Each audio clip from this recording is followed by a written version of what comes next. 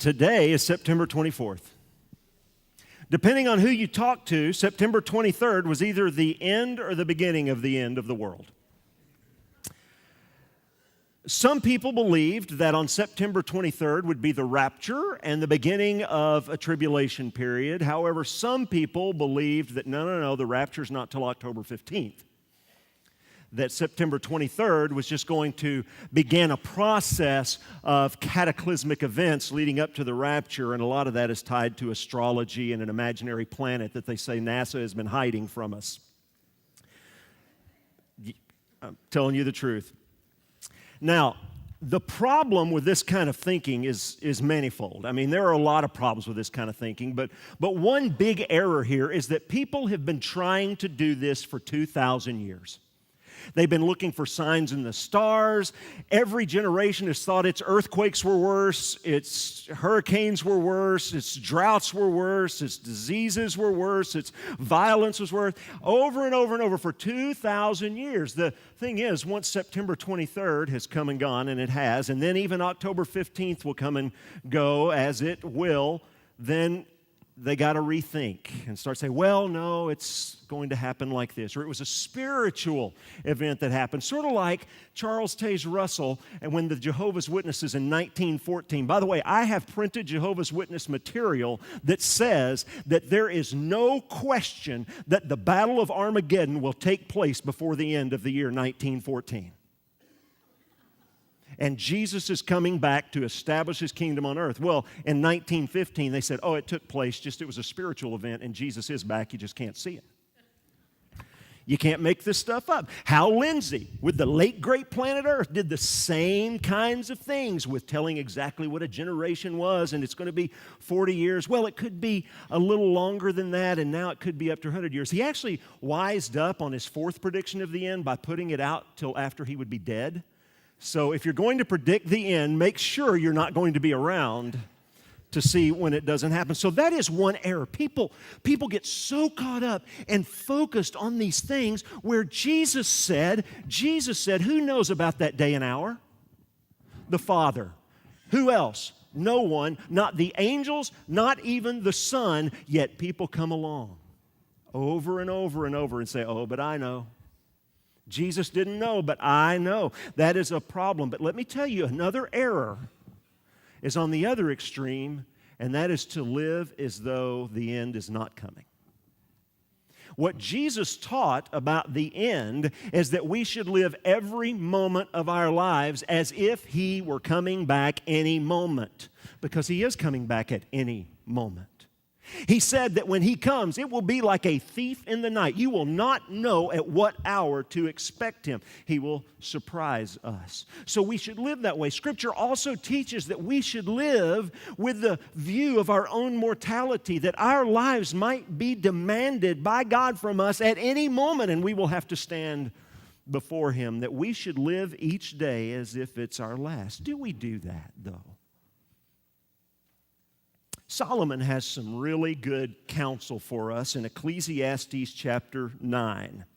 Now, in Ecclesiastes chapter 8, he had been talking, if you remember from last week, he had been talking about injustice. He had been talking about how there's this problem that he keeps bringing up where there are righteous people and the things that wicked people should have happen keep happening to the righteous. And the things that righteous people should get keep happening to the wicked. In other words, it's just not fair. And he's really talking about what we call the problem of evil. Why do bad things happen to good people and good things happen to bad people? It's all so unfair, isn't it? But he finally came to some resolution after wrestling with this for so long. And his resolution was that I don't know the mind of God, and God is in control, and what God is doing is good. Therefore, we need to trust Him and be at peace. And he picks up here in chapter 9 with this awareness that final justice is going to come for everyone. And he says in verse 1 of chapter 9, "But all this I laid to heart, examining it all, how the righteous and the wise and their deeds are in the hand of God. Whether it is love or hate, man does not know, both are before Him. It is the same for all, since the same event happens to the righteous and the wicked, to the good and the evil, to the clean and the unclean, to him who sacrifices and to him who does not sacrifice. As the good one is, so the sinner, and he who swears is as he who shuns an oath. Now, what is the same event that's going to happen to everyone? Death. Good people die, bad people die. Verse 3, he says, this is an evil in all that is done under the sun, that the same event happens to all. Also, the hearts of the children of man are full of evil, and madness is in their hearts while they live, and after that they go to the dead. But he who is joined with all the living has hope, for a living dog is better than a dead lion. For the living know that they will die, but the dead know nothing. They have no more reward, for the memory of them is forgotten. He's talking about they have no more earthly reward. They're not taking their things with them. Nobody's going to praise them anymore. They have no more benefit. Verse 6, their love and their hate and their envy have already perished, and forever they have no more share in all that is done under the sun. So verse 7, he says this, go, eat your bread with joy and drink your wine with a merry heart, for God has already approved what you do. Let your garments be always white. Let not oil be lacking on your head. Enjoy life with the wife whom you love all the days of your vain life that he's given you under the sun, because that is your portion in life and in your toil at which you toil under the sun. Whatever your hand finds to do, do it with all your might, for there is no work or thought or knowledge or wisdom in Sheol to which you are going. So the point of this passage, specifically the first 6 verses, is a truth, a reality that we all know, and it's this: life is short. Life is short. And I tell you, I've been doing this 25 years, and I've done too many funerals for babies, children, and young adults. Too many. Second funeral I ever did as a young pastor was a young mother and her toddler who'd been murdered. It's awful. A little over a year ago, I did the funeral of an infant that died that was a friend of my daughter's, and we were sitting together at the funeral home, getting in line to go to the graveside, and they were loading the casket, and I just said to Bailey, I said, I hate tiny caskets. Hate to see life cut off like that. It's just tragic. It's sad. It's depressing. And I'm tired of seeing it. Aren't you? But the truth is, even if you live to be 100, your life is short. And the scope of eternity, and the scope of how long the universe is now, and how old it is now, and in the scope of forever and ever and ever in the future, 100 years, nothing. Some of you in the room are approaching those years. Maybe you're in your 80s or your 90s, and you're nodding going, yeah, it's been short. It has happened real fast. So whether your death comes at the end of a long life or comes unexpectedly way too early, life is short. So here's our takeaway for the day. Now, hold on a second. Some of you are going, sweet? We are beating the Methodist to jalapeno tree. I assure you, you will get your money's worth today. And if you didn't put any money in, you're getting a bonus. You are welcome. Here's your takeaway. Don't waste your life. How many of you wish you could have some time back to make the most of it? Anybody in here, you wish you could go back to some point in your life, maybe just do something better, that you could redeem some time that you wasted? Maybe you realize now that all that time you spent doing whatever pursuits, and you missed time with your children, or you missed time with your spouse, or you missed time with your church or your family. Oh, if you could only have it back. But once it's gone, isn't it? You know, the thing is, you can lose money and you might be able to get it back. You can lose property and you might be able to get it back. But once you lose time, it is over. You never get it back. I wonder how many of you wasted part of your life today fighting and arguing on the way to church. Because that's when it happens the most, isn't it? You can't get that back. What a waste. What a waste. Spending a part of your Sunday morning grumpy.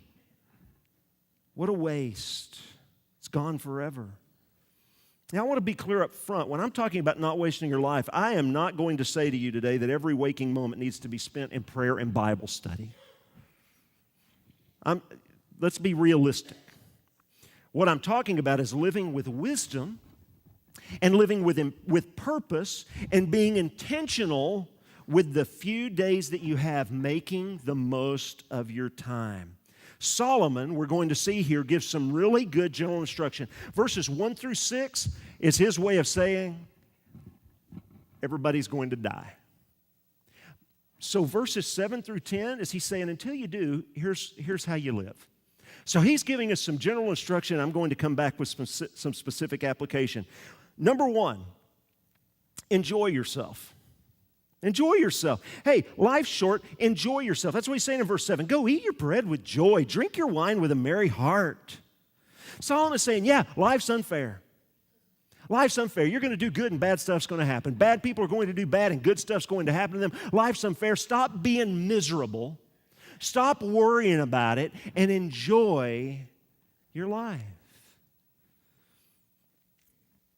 We had, in another state we lived, we had a sweet family in our church, and they had several kids. They had 2 teenage daughters, and they were like night and day. And we were out at a store in town one time, and we ran into the family, and one of the teenage daughters came up to me and said, hey, Pastor Mike. And I said, well, how are you doing? She said, I'm great. And I said, well, that's wonderful. And she bebops on through the store, and I turned to her sister, and her sister standing there. I said, has she ever had a bad day? And she said, no, but I've had plenty of them. You ever know people like that? Everything's good and they're miserable. Some people can have good food, a place to live, all they need and more, and they just can't seem to enjoy any of it. How sad. In fact, I don't remember why, but her name came up, but Terry was talking about a lady we knew some time ago that has everything.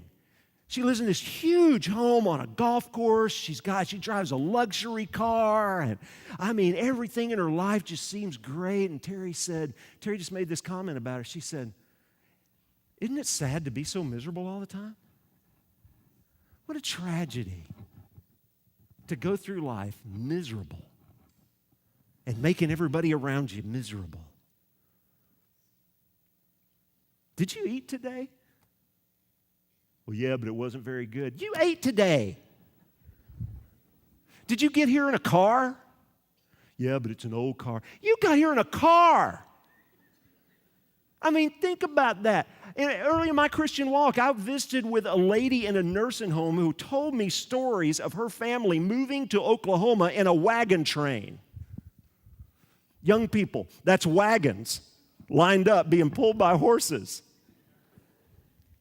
You get a car. Do you have a home? Like a roof over your head? That's awesome. You live in a house. Do you have people around you that love you and care for you? Listen, don't waste your life griping. Enjoy your life. It's too short to spend it being grumpy. Well, there's a lot of stuff to be grumpy. Yeah, forget that stuff. Secondly, don't miss the good times. Look at verse 8. Let your garments be always white. Let not oil be lacking on your head. In Solomon's day, why did you wear white and put aromatic oil on your head? You're going to a party. So always go to parties? Is that what he's saying? Party all the time? No, but don't miss the celebrations.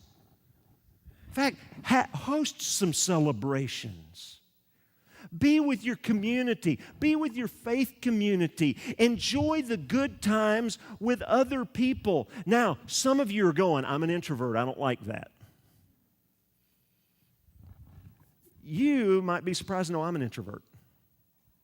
I'm what they call an outgoing introvert. Now, an introvert is somebody who gets energized from being alone. And an extrovert is somebody who gets energized from being around people. I like my alone time. I really dig it. I like it. What's my favorite place to be? Home. I like home. But I don't want to stay home all the time. Because you know what? I like people. And I love people. And here's the thing. I need people.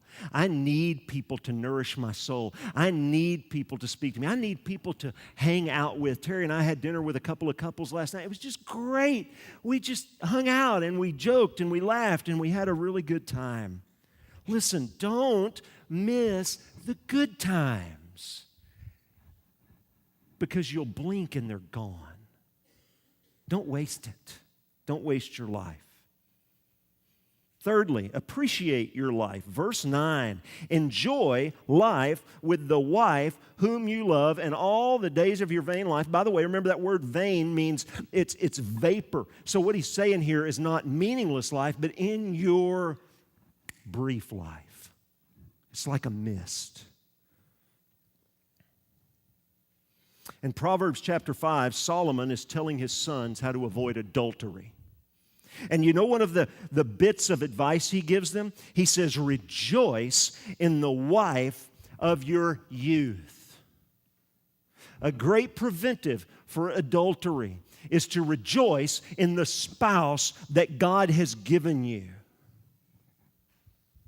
I've never seen a man cheat on his wife when he rejoices in his wife, when he delights in her, when he celebrates her. When he gets great joy from her, he doesn't. The problem is, people think, oh, well, that person over there is going to give me more joy. By the way, I want you to think about this. Do you really want to leave your spouse to go spend time with somebody who would commit adultery? How smart is that? It's not, is it? It's not smart at all. Some of you have lived that, and you know how not smart it is. Appreciate what you have. This is really about covetousness. Isn't the last commandment in Exodus chapter 20, the 10 commandments, the last commandment, isn't that just a summary command? Why did people chase after other gods? Because they were looking at those other people and coveting what they had. Why do people disrespect and disobey their parents? Because they're coveting something that they can get from being disobedient. Why do people murder? Covetous. Why do people steal? Covetous. Why do people cheat on their spouses? Covetous. Why do people lie? They're coveting. They want something else. So the very last command is a summary command that says, stop coveting your neighbor's house, spouse, servants, animals, all these things. Be content and happy and rejoice in your life. Let me tell you something. You need to appreciate your spouse. You need to appreciate your spouse. You need to appreciate your children. You need to appreciate your life, not somebody else's. By the way, you have no idea what goes on behind somebody else's doors. Don't waste your life trying to fix your spouse. Don't waste your life fighting with your spouse. That's one thing. I wish I could go back and take back every argument Terry and I ever had because not one of them was worth it. We figured that out after a while. And even on those days one of us gets grumpy, we just fix it. We get over it. Because it's not worth it. I don't want to waste my life in conflict with the people I love the most. Appreciate your life. And then finally, Solomon says, spend yourself for His glory. Whatever you do, he says in verse 10, whatever your hand finds to do, do it with your might. This reminds me of Colossians chapter 3, verses 23 through 24 that says, whatever you do, work heartily as for the Lord and not for men, knowing that from the Lord you will receive the inheritance as your reward. You are serving the Lord Christ. Why do you do whatever it is that you do? And by the way, I want to be clear, when I talk about vocation, I'm not just talking about jobs that pay money. I'm also talking to you stay-at-home parents in the room who have, frankly, the hardest job on the planet. I couldn't do it. I mean, I guess I could if I had to. But I'm glad I didn't. I would have been my kids would have been a mess. They would have liked the chocolate cake for breakfast, but they would have been a mess. But how do we approach our vacation? The human author, this side of the writers of Scripture that has influenced me more than anybody, is a guy named John Piper. Some of you have heard of him. He wrote a little book called Don't Waste Your Life. He says this about our secular work. He says, one crucial meaning of our secular work is that the way we do it will increase or decrease the attractiveness of the gospel we profess before unbelievers. Do your coworkers or your children or your neighbors, would they say that you make the gospel more or less attractive? When you go to work tomorrow, are people going to know that you're a Christian and be attracted to the gospel or repelled from the gospel? And is your paycheck your only motive? Let's face it, we have to have a paycheck, right?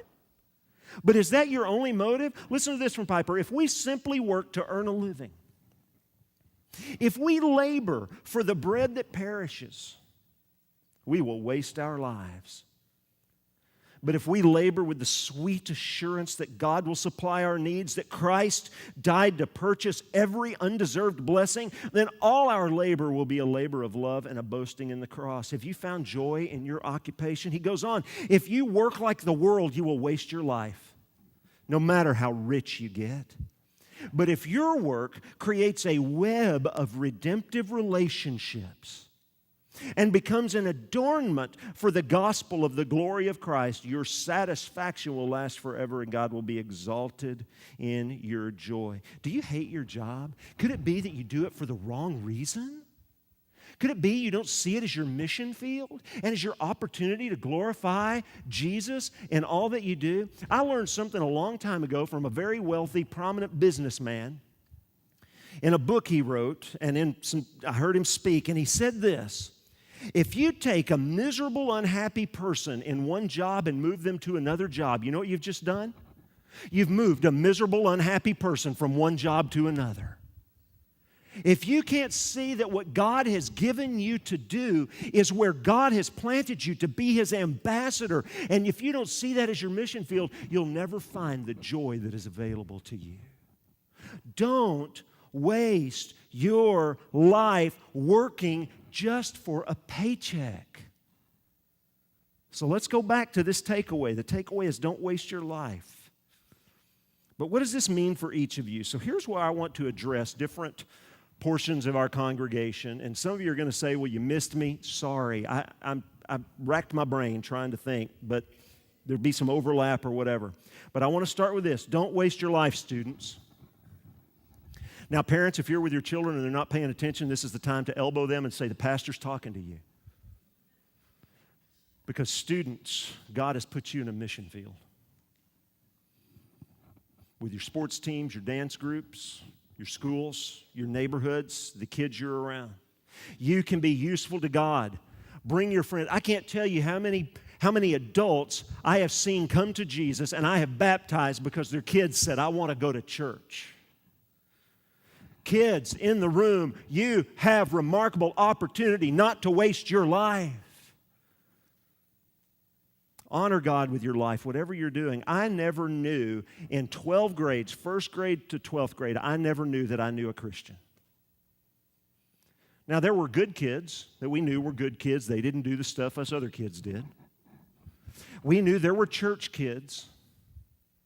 But in all my interaction for 12 years with all these hundreds of church kids, I never, ever one time heard the gospel of Jesus Christ. Isn't that sad? To be immersed with Christians? Students, don't waste your life.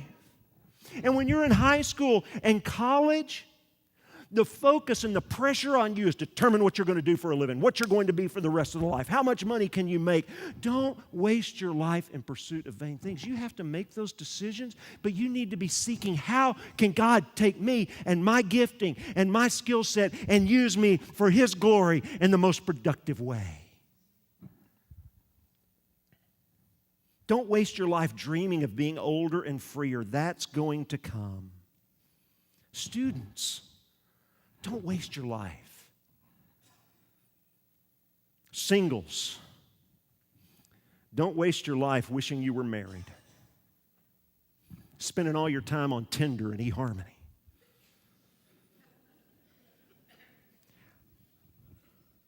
Marriage is a sweet and precious gift, but you need to understand right now that you have the gift of singleness. You are unencumbered. Make the most of it. Volunteer. Go on mission. Be available. Now, some have said, I've actually heard this. Yeah, but when I try that, the church just takes advantage of me. Yeah, we will. We will. It's not about you. It's about the kingdom. It's about the gospel. And you need to have the attitude, look, right now, I want to be married, but right now, God has given me this gift where I have no other obligations and I can be used for His glory. And I don't have to ask anybody's permission. Don't waste your life, singles. Newlyweds, don't waste your life being lazy and planning on kingdom and church involvement later. You know, I hear from newlyweds, we'll get involved in church when we have kids. It'll be easier then. What do you say to that, parents? No. Now is the perfect time, you newlyweds, to develop the right habits. Now is the time for you to make the right commitments. You can serve and be useful. Please, newlyweds, don't waste your life. Parents, don't waste your life waiting for your kids to grow up. Here's what I hear from, well, when our kids get older, we can be more involved. When our kids leave the house, we can be more involved. You're using your children as an excuse to disobey God. Think about that for a second. I wouldn't want to do that to I wouldn't want to put my children in that position. That's dangerous. Now is the time not just to have your kids involved in sports and dance and stuff. Those are fine, but they're not eternal activities. Now is the time to demonstrate real priorities to your children. Now is the time to have them involved in church. Well, they're going to get up, so, they're going to say, well, I had to go to church all the time. Yeah, they will. They will. So? Now is the time for them to see you and the joy that you have walking into this place and singing your heart out to Jesus and saying, wow, my mom and dad love worshiping Jesus. This must be really important. Don't waste this time we gather together. Don't waste your life. This is the opportunity for you to serve with your children alongside you. There's a work day, bring your kids. You're involved in serving, let your kids be a part of that. Now is the time to take your kids on mission trips. Our attitude was we want our kids to grow up assuming that if you're a Christian, you go to mission. That's what you do. Not because you're a pastor's kid, because you're a Christian. And invest in your marriage.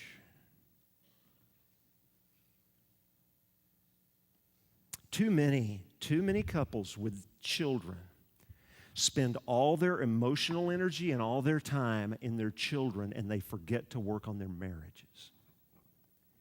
And their children leave home, and they're strangers. Who are you? I see so many divorces after children are grown. Scripture says that marriage is a living parable, an example of the relationship between Jesus and the church. Your marriage is a picture of the gospel of Jesus Christ. Now, having said that, what do your children think of the gospel if their only picture of it is your marriage? How do your children view the relationship between Jesus and the church if they're going to grow up believing Jesus and the church have a relationship just like mom and dad?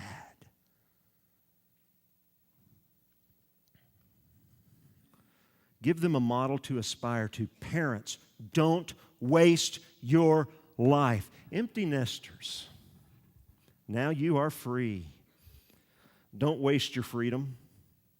Vacations and hobbies are fine. We take vacations. We do hobbies. That's fine unless they consume you. You know what we do in our generation? I'm the empty nester. We knock the millennials, don't we? We like to crack jokes about the millennials. But do you know who the hardest generation is to reach, the hardest age group to reach? It's the empty nesters. because they're so busy. They're off doing stuff. Do you know who typically the least committed segment of the church is? Empty nesters. I can tell you that for 25 years as a pastor, every time a last child leaves home, everybody in the leadership gets together and go, great, I hope they still come to church now.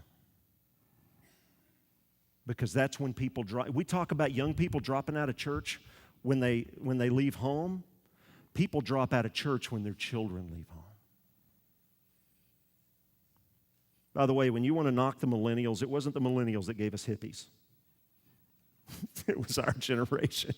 It was the baby boomers. Empty nesters, now you have an opportunity to serve like never before. And you know what you have an opportunity to do? You have an opportunity to mentor younger Christians. Don't waste your life. Younger believers need you. Retirees, don't waste the freest time you have ever had in front of a TV or on a golf course or in your motorhome. I'm not saying don't watch TV, don't play golf, and don't take trips in your motorhome. I'm saying you now have more time than anyone to be useful to God. Don't waste it. From John Piper's book, Let the Nations Be Glad, Piper talks about retirees who, quote, contemplate a better way to finish their earthly lives than to throw them away golfing or fishing in the unbiblical dream world of wasted lives called retirement. He says, what a strange reward for a Christian to set his sights on. 20 years of leisure? 20 years of leisure while living in the midst of the last days of infinite consequence for millions of unreached people? What a tragic way to finish the last lap before entering the presence of the King who finished his so differently. Retirees, you have more opportunity and more freedom to serve Jesus than you have ever had in your life. You say, well, I'm a lot slower now. Then serve him slowly.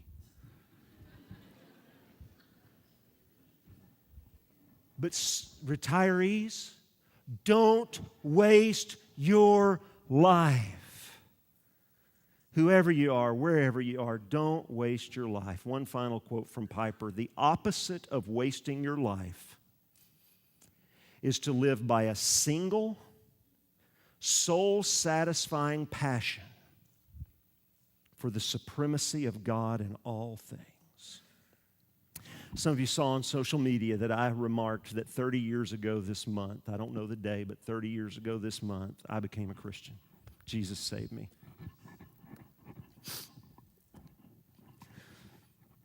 He saved me. There's never been anyone more unworthy of being saved than me, and he saved me by his grace, by his goodness, not because of anything I'd done. Jesus suffered in my place, and I learned that 30 years ago this month. He died for me. Not only did he die for me, he suffered the punishment of my sins for me. And what did I have to do to receive that gift of salvation? Nothing but believe it. And he saved me. I turned 52 last month. I was 22 when I became a Christian. That means I wasted 22 years. I wish I could have them back. I'm so behind. I'm so behind. For 22 years, I didn't worship God in a church family.